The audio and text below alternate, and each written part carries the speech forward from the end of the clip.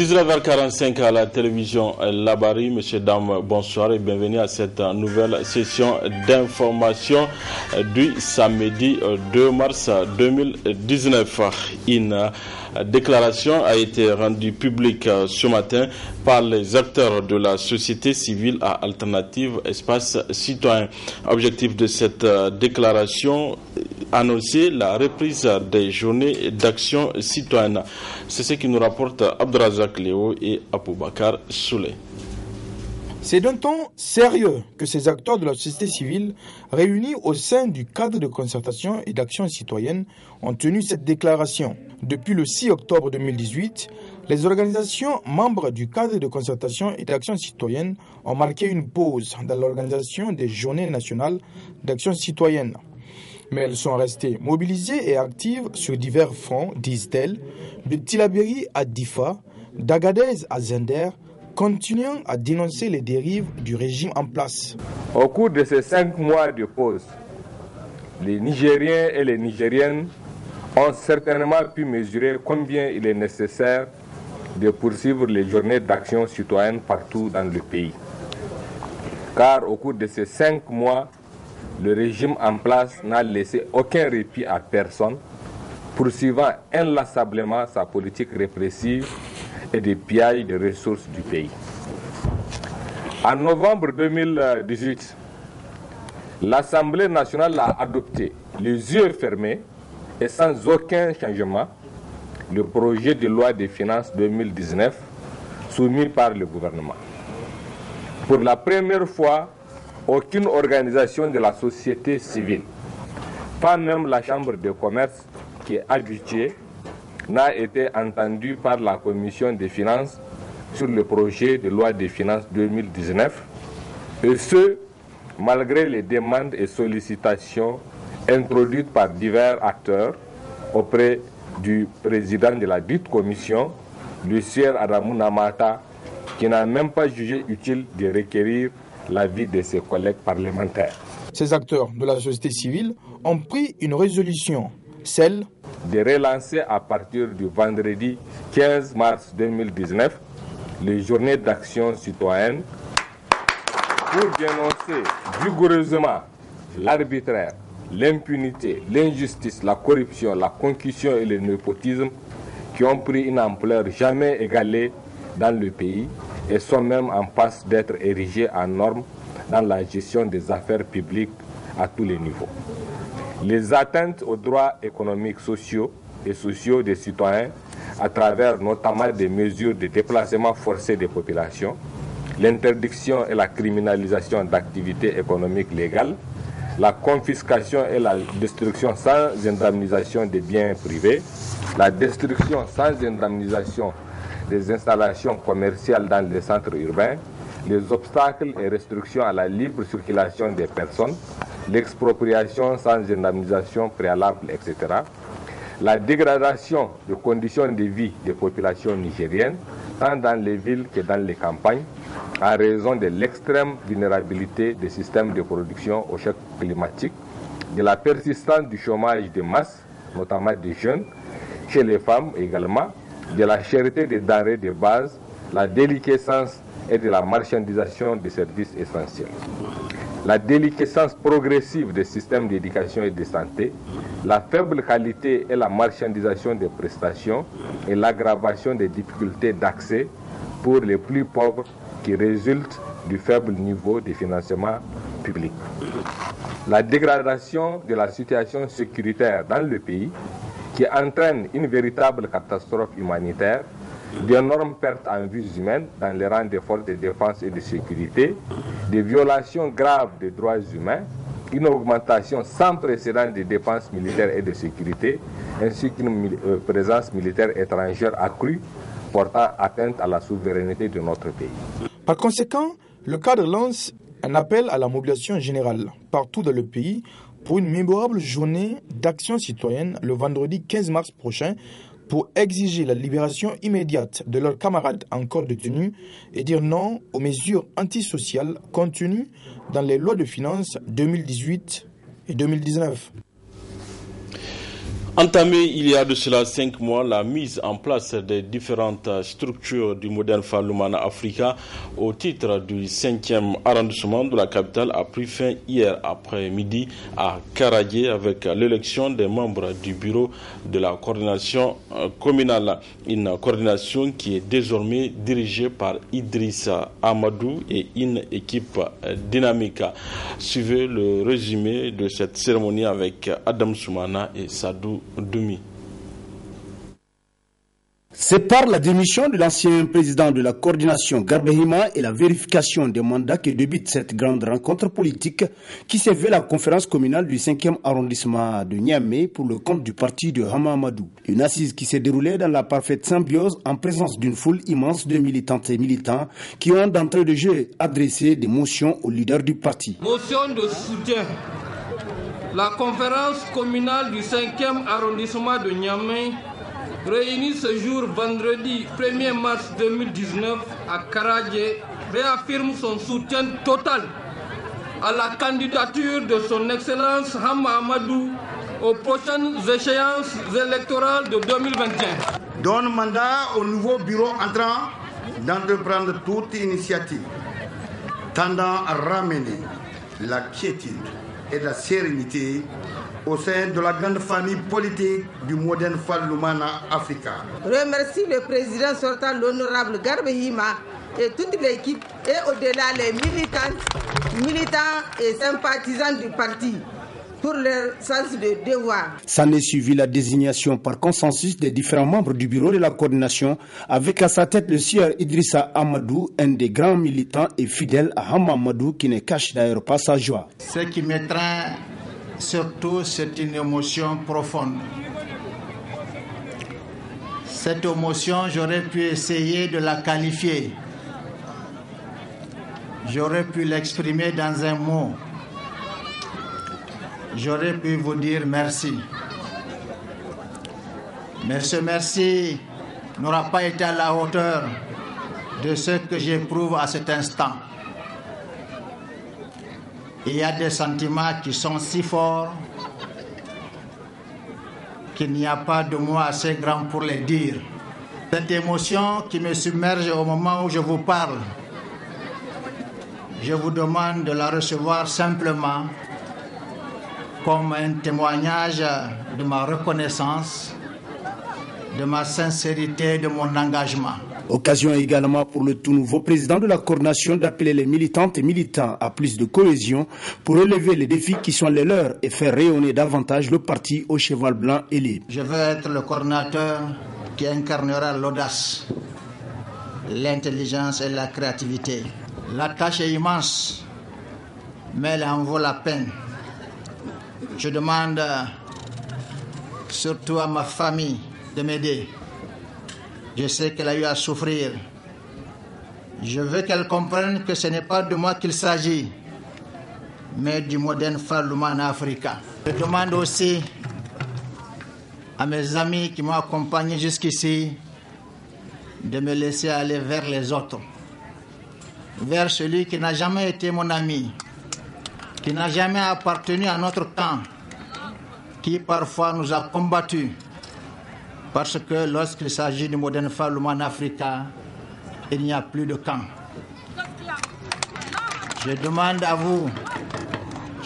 vous tous de comprendre qu'au moment même où vous m'avez choisi, je dois me tourner vers tous les militants, que le parti les ait ou non dessus, pourvu qu'ils l'aiment. Que je dois les rassembler, que je dois les convaincre qu'ensemble tout deviendra possible. Jouissant de la confiance et l'estime des militants du 5e arrondissement communal de la capitale, mais aussi vu l'engagement personnel du sieur Idrissa Amadou, l'homme peut sans risque de se tromper affirmer que le Modem F. Lumana a encore de beaux jours devant lui dans cette partie de Niamey qui, dans toute l'histoire politique du pays, a été le fief incontestable du parti de Hama Amadou. Signature cet après-midi d'un protocole d'accord entre le ministère de la Justice et le syndicat national des agents de la justice SNAJ. tous les 13 points inscrits dans la plateforme revendicative ont été pris en compte dans le dit protocole. Suivez le compte-rendu de la rédaction.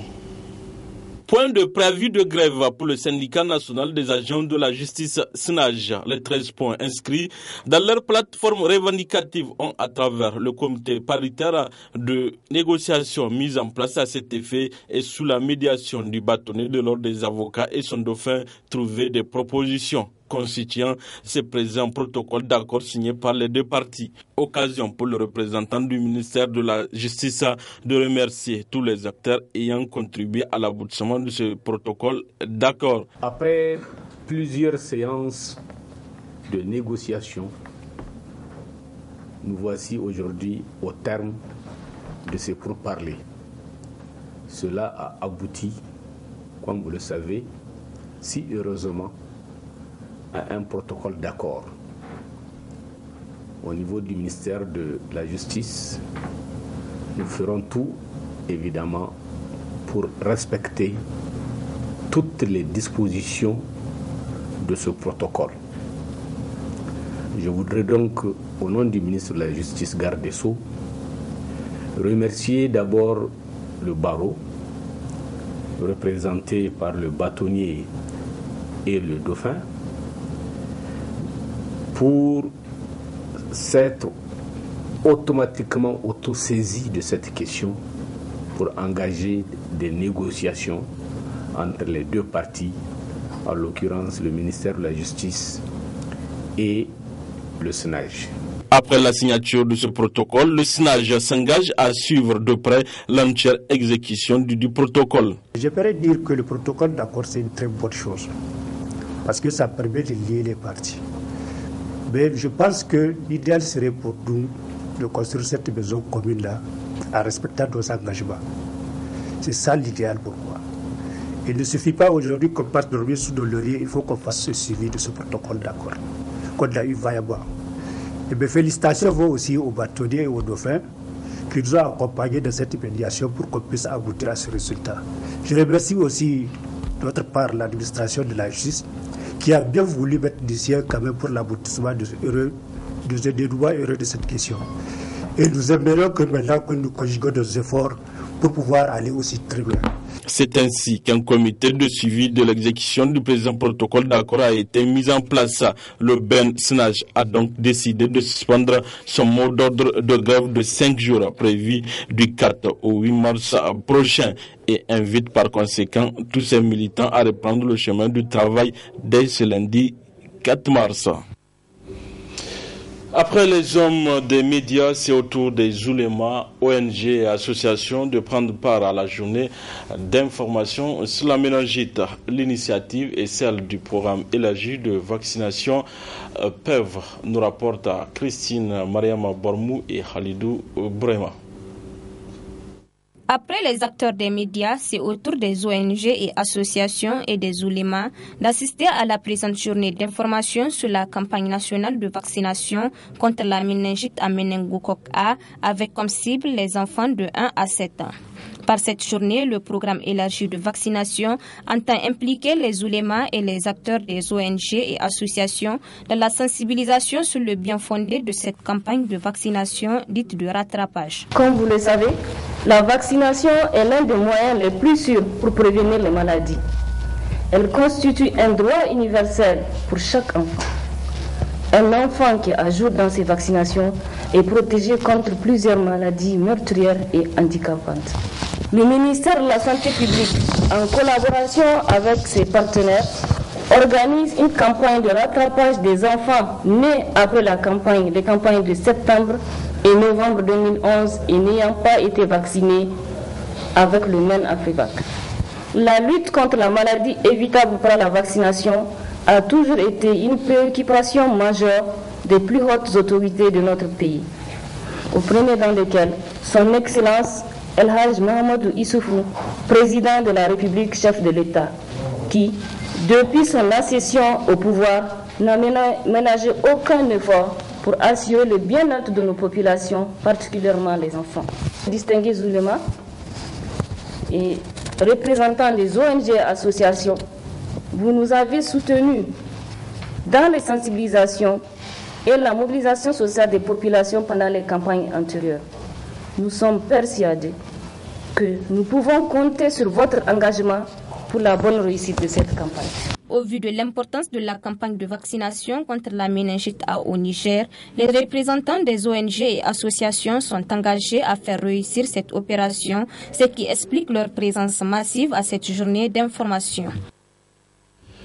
Au Niger, comme dans d'autres pays, l'assurance de la sécurité présidentielle est un point important. Cependant, dans notre pays, particulièrement dans la capitale, les citoyens se plaignent du dispositif de sécurité qui entoure le président Issoufou Mahamadou. Suivez ces différentes réactions. Pendant le cortège présidentiel, le comportement de la garde à plusieurs occasions ont montré qu'ils font des violations graves des droits humains à plusieurs reprises. Parce que quand tu vas les années passées, ils ont pris récemment ici un ancien de plus de 72 ans, ils l'ont attaché et ils l'ont laissé sous le soleil. Et tout récemment, vous avez vu l'étudiant là qui a été tabassé à mort. Actuellement, il est à l'hôpital. Donc vraiment, le comportement de la guerre, nul n'est au-dessus de la loi. Les citoyens peuvent se constituer en partie civile pour attaquer du moins les services de la sécurité qui sont à sa tête. Donc c'est un comportement ou des comportements assez inhumains. Ils font des sévices sur des personnes, ils violent les droits les plus intimes. Donc par conséquent, nous on ne peut pas laisser ces actes impunis. C'est un constat irréel. La garde présidentielle n'arrive pas à assurer l'ordre au moment surtout du passage du président de la République. C'est en ce moment particulier qu'on a besoin d'eux pour faire le jalonnement et consorts. Ce qu'on a constaté, c'est qu'ils ne font pas correctement le travail pour que les gens puissent de manière disciplinée observer le passage et continuer à évacuer à leurs occupations. Car la dernière fois, en tout cas moi j'ai été victime, j'ai fait plus de 2 heures en train d'attendre le passage. Et au-delà, nous avons même vu sur les réseaux, là où la garde républicaine ainsi que la garde présidentielle s'est mise à tabasser un étudiant. Cela n'est pas bien parce que dans le cadre du maintien d'ordre, si on arrive à tabasser déjà, l'ordre n'est plus maintenu, c'est le désordre. Le comportement de la garde présidentielle lors du cortège n'est tout simplement pas tolérable parce que quand on dit une garde présidentielle, on fait allusion à une institution qui est là au service de toute la nation.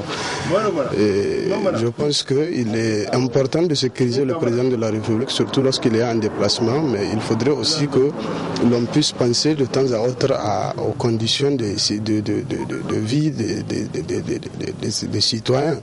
Nous ne pourrons pas perpétuellement être témoins d'un amateurisme ou d'un manque de professionnalisme de nos institutions républicaines et fermer les yeux face à certaines situations. Et c'est pourquoi vraiment nous lançons un appel solennel à l'endroit du gouvernement afin qu'il prenne des dispositions pour rendre la vie plus agréable aux citoyens, surtout lors de son passage. Ce qu'ils sont en train de faire, vraiment, ce n'est pas digne d'une armée sérieuse. À la limite, nous sommes en train de constater malheureusement que la garde présidentielle, qui est une partie de notre armée, est en train de se transformer en milice. Leurs agissements ne sont pas propres d'une armée digne de ce nom. Parce que dans une démocratie, on ne peut pas dire qu'il y a une élite de l'armée qui est là, qui joue les jeux politiques, qui est en train de se transformer comme étant une police politique. Nous sommes en train de vivre vraiment cette situation. C'est une milice qui est là, qui n'a d'autre rôle que de protéger les intérêts d'une élite politique qui est là au détriment donc de l'intérêt national et de l'intérêt national et du bien-être des citoyens. Ces différentes plaintes des citoyens autour du dispositif de sécurité qui entoure le président de la République, Issoufou Mahamadou, a suscité ce commentaire de notre éditorialiste Ali Cissé Ibrahim. Au Niger, comme ailleurs, la fonction présidentielle donne droit à des privilèges. Les citoyens sont unanimes, le chef de l'État doit jouir d'un certain nombre de conforts qui puissent lui permettre de bien travailler, particulièrement en ce qui concerne l'assurance de sa sécurité. Sur ce plan, il est de bon ton de porter un regard critique sur l'armada sécuritaire qui entoure le président Issoufou Mahamadou à chaque fois qu'il se déplace. De notre premier président, Djori Hamani, en passant par Seni Kounché, Mahaman Ousmane, Tanja Mamadou ou Salou Djibo, pour aboutir à l'actuel président, beaucoup de Nigériens ne comprennent pas l'exagération qu'affiche le dispositif de sécurité du chef de l'État Issoufou Mahamadou. Pour cause, la présidence est devenue un bunker inaccessible à la population et comble de désagréments. À chaque déplacement du président Issoufou Mahamadou à l'intérieur du pays ou en partance pour l'étranger, les Niamiens vivent un énorme calvaire en se retrouvant bloqués des heures durant. En effet, lorsque le cortège présidentiel est attendu sur un axe, aucune mouche, aucun être humain ne doit passer. Mais le plus déroutant, c'est l'impression d'un président en guerre qu'offre le cortège présidentiel avec son carnaval d'armes lourdes, les unes plus effroyables que les autres. Et du coup, les citoyens se demandent de quoi a peur le président Issoufou Mahamadou, lui, le lion qui a gagné les précédentes élections à 92%. Quelle est sa hantise, lui qui avait décidé de mettre ses pas dans ceux de l'honorable calife de l'islam, Omar ibn al-Khattab. Entre-temps, les Niamiens sont fatigués de cette débauche d'énergie déployée pour assurer la sécurité d'une seule personne. À juste titre d'ailleurs, car pour beaucoup de Nigériens, les grosses armes qui entourent le président Issoufou Mahamadou dans ses mouvements devraient plutôt se retrouver à Difa ou à Tillabéri où elles seraient utiles pour combattre les terroristes. Enfin, il n'est pas de trop de dire au président Issoufou Mahamadou d'alléger son dispositif sécuritaire, ne serait-ce que pour adoucir les multiples déboires que rencontrent les populations à chacune de ses sorties. Le Conseil des ministres du 1er mars dernier a examiné et adopté au titre du ministère de l'Enseignement supérieur, de la Recherche et de l'Innovation le projet de loi modifiant l'ordonnance numéro 2010-77 du 9 décembre 2010 portant régime général des établissements publics à caractère scientifique, culturel et technique. Ainsi donc, les recteurs et vice-recteurs des différentes universités publiques seront nommés par décret, ce qui a suscité ce reportage de Nafissatou Zakou et Sadou Demi. Il ressort du dernier Conseil des ministres du 1er mars au titre du ministère de l'Enseignement supérieur, de la Recherche et de l'Innovation qu'envie d'améliorer la gouvernance des universités publiques et de permettre à l'État d'exercer la plénitude de son pouvoir de tutelle. Il est apparu nécessaire de procéder à la nomination des recteurs et vice-recteurs par décret pris en Conseil des ministres sur proposition du ministre de tutelle, sans passer par des élections comme par le passé, un état de fait que dénoncent les acteurs de l'éducation qui envoient une politisation de ces universités. Précisément en 1993, le gouvernement a décidé que les recteurs et les vice-recteurs seraient élus. Parce qu'avant, ils étaient nommés par décret. Mais à la demande des enseignants-chercheurs et puis d'autres organisations sociales, après la conférence nationale, dont les acteurs sont aujourd'hui au pouvoir. Donc le gouvernement a accepté que ces recteurs-là soient élus. Alors, aujourd'hui, face aux difficultés, on veut faire croire que c'est le principe de vote qui est à l'origine de ça. Non. Moi, si j'ai une observation par rapport au principe de vote, d'élection des recteurs, c'est plutôt au collège, c'est au niveau du collège électoral. Qu'on fasse en sorte que ce ne soit pas seulement les enseignants-chercheurs qui déterminent qui doit être élu. Parce qu'il y a comme un collège électoral, il faut que les gens comprennent bien que ce ne sont pas les enseignants-chercheurs seulement qui élisent le recteur. Il y a les étudiants et le personnel administratif et technique. Ils font partie de ceux qui élisent le recteur. Mais ce que je constate, au niveau du collège électoral, effectivement, ce sont les enseignants-chercheurs qui sont majoritaires. Donc ce sont eux qui déterminent qui peut être recteur. Moi, je suis de ceux qui croient que le principe de vote là.